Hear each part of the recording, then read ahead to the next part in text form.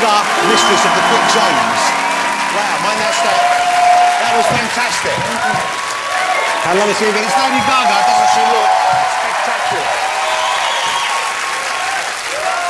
Wow. You gotta love Gaga. You really do push the boat out. Congratulations on this. And that actually, that's not a working telephone up there, though, is it? Hello? Hi, Jonathan. How are you? I'm very well. You don't have to use the phone. It's okay. Come here, you cheeky minx. Look what we got you. Thank you. We got you a new teacup to replace the old one. Isn't that nice, ladies and gentlemen? To replace the one that was stolen by me when she came on last time. Look, what an incredible year it's been for you, because when you were on last time, I think people were coming to terms with who you are. They were beginning to enjoy your music, but you were sort of seen as a bit of an oddity. Would that be fair, do you think, back then? I guess so, yes. Yeah. And now, I think they maybe came to wonder what all the fuss was about, and now they love what you do. Oh, thank you. Thank you so much. It must be very satisfying for you. Well, I really love my fans. I really love my fans. And one of the most exciting moments has been just this past week I played at the O2 Arena, and it was sold out with the most beautiful, amazing costumes and dancing and sweating and singing, and I just love my fans so much. But that's what the incredible thing is, because I've only seen photographs of this. I'm going to go and see you because you're coming back here in May, I think, for some more dates. But you see people go to the Lady Gaga concerts dressed, not really like you, but you kind of inspire them to become glamorous, I guess. There's some people there.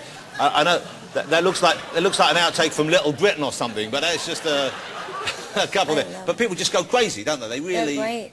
And I guess that makes part of the fun of the show. The whole thing is them as well. You won 3 Brits this year. You awarded 3 Brits. You got 2 Grammys. Is that right? Yes, 2. That's incredible. Thank you. He's so nice. What was it? What happened? Yeah, terrifyingly good looking. Yeah, there you go. Thank you. The clothes thing has become such an issue now. Everyone wants to see what you wear next. Everyone loves seeing these outfits. It's like performance art, really, and I'm sure that's partially the intention. Do you ever worry, though, that it will overshadow what you didn't overshadow the music, or is it all much of a oneness? No. I'm going to hang up on you for that because otherwise question. you'll be charged a fortune for that call.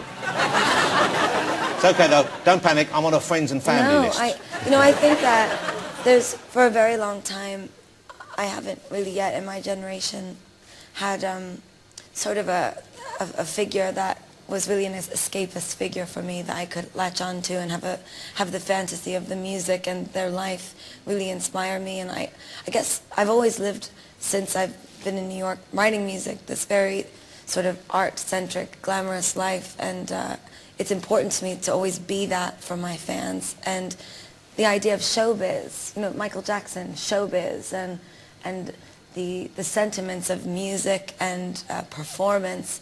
Today with the media and the way that it is, you see absolutely legendary people taking out their trash. It's something that we as a society don't really want to see, but we keep buying into it, and I think it's actually destroying show business. So if anything, there is absolutely no way I would ever give up my wigs and hats for anything. Yeah, because I don't think I've ever seen you looking less than spectacular. Thank you. So you must put that work in all the time. But where do the clothes come from? You come up with the ideas, you have a team of people suggesting stuff to you? Well, the House of Gaga is all my friends, and they travel with me a lot, but we work in so many different cities around the world and making new clothing.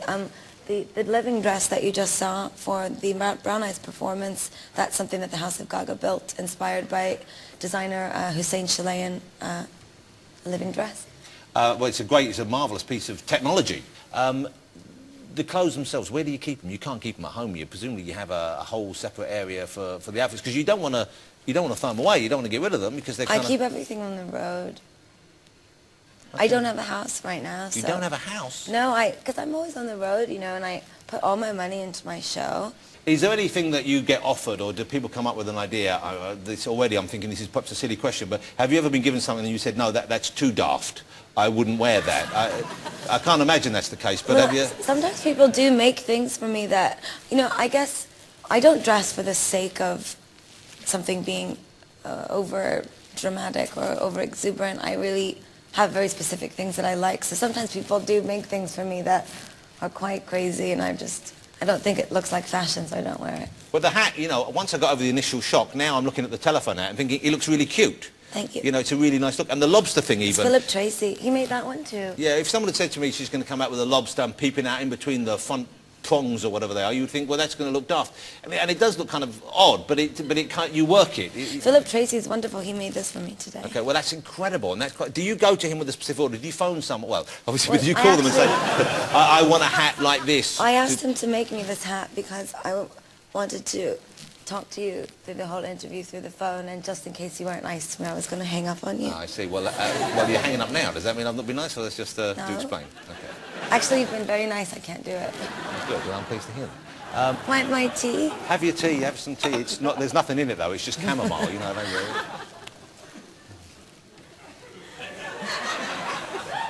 It's interesting, I think, that you're talking about no one inspiring you, but you are now inspiring, I would have thought, the tens of thousands, hundreds of thousands of people to maybe be a bit bolder, to be a bit brasher, to be a bit more adventurous out there. And that must be, I would have thought, what a thrilling thing, because you were inspired and now you in turn can inspire others. Well, you know, in reality, I can't really expect everyone to dress like me, and I actually don't at all. Yeah. That's not really what it's about. It's about be whoever you want to be.